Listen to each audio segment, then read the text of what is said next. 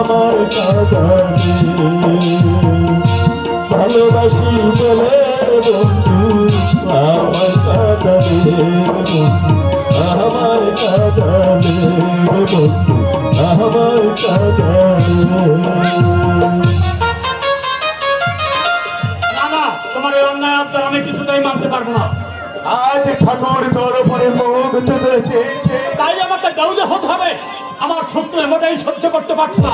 ছি ছি, এত নীচ মনোবৃত্তি তোমার। দিব্যেন্দু কি বললি দিব্যেন্দু, আমি তোকে দেউলিয়া করতে চাই। তোকে অনেকগুলো টাকা মাইনে পাই, তাই দেখে তোমার চোখ চাটিয়ে যাচ্ছে। তোমার বোঝা উচিত যে আমি এখন বড় হয়েছি। হ্যাঁ হ্যাঁ, তুই বড় হয়েছিস দিব্যেন্দু, এ কথা সত্য, কিন্তু একটি কথার জবাব দিতে পারিস দিব্যেন্দু, বড় হলে সন্তানের যে ভাবে অপমৃত্যু ঘটে এটা আমার জানা ছিল না। তার মানে কি বলতে চাও তুমি? আমি ওরে দিব্যেন্দু, আমি আমার নিজের জন্য কিছু বলতে চাই না দিব্যেন্দু, একটিবার চিন্তা করে দেখ, সহ্য তোর একমাত্র মন চন্দনের চাকরিটা চলে গেছে, তাই তাদের দুরবস্থার কথা। তোমাকে আমি আগেও বলেছি, এখনো বলছি, কোন রকম অর্থ সাহায্য করতে আমি পারবো না। ওরে বোনের প্রতি কি তোর কোনো কর্তব্য নেই? কর্তব্য পালন করবো তুমি বলতে পারো?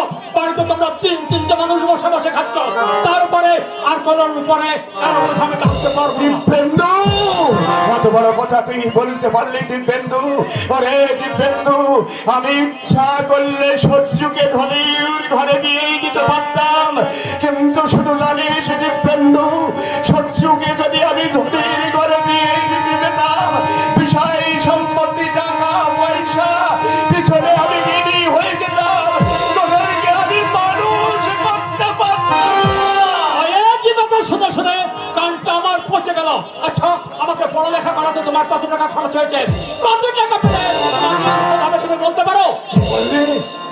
কি বললে দিব্যেন্দু, তুই ঋণ শোধ করতে চাইছিস?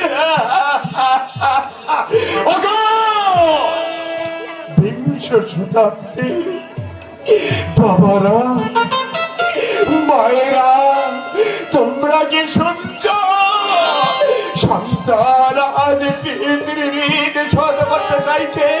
একটা কথা বলে দিব্যেন্দু, তুই তো অনেক উচ্চ শিক্ষায় শিক্ষিত হয়েছিস, আমি তো মূর্খ, বলতে পারিস দিব্যেন্দু কোন বইতে লেখা আছে যে সন্তান ঋণ শোধ? ওরে দিব্যেন্দু, সেই বইখানা তুই আমাকে একটিবার দেখাতে পারিস?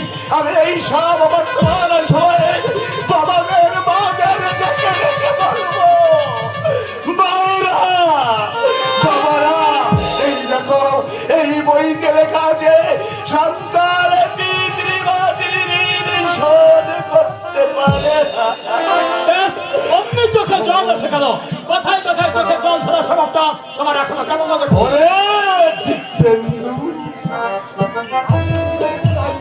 বুঝবি না রে দিব্যেন্দু, তুই বুঝবি না।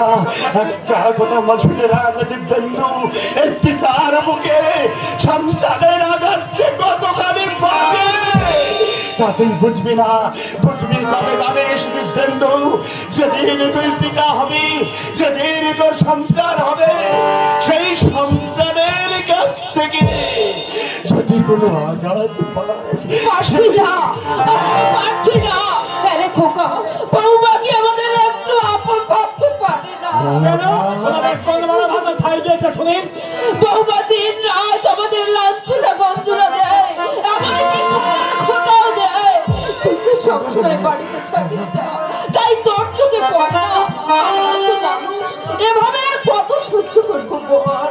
তোমাদের সবারই তোমরা লাঞ্ছনা গন্ধনা খাচ্ছ, তার জন্য আমি কি করতে পারি বলো? তোর কিছু করার নাই করতে পারতো, কিছুই করবার না।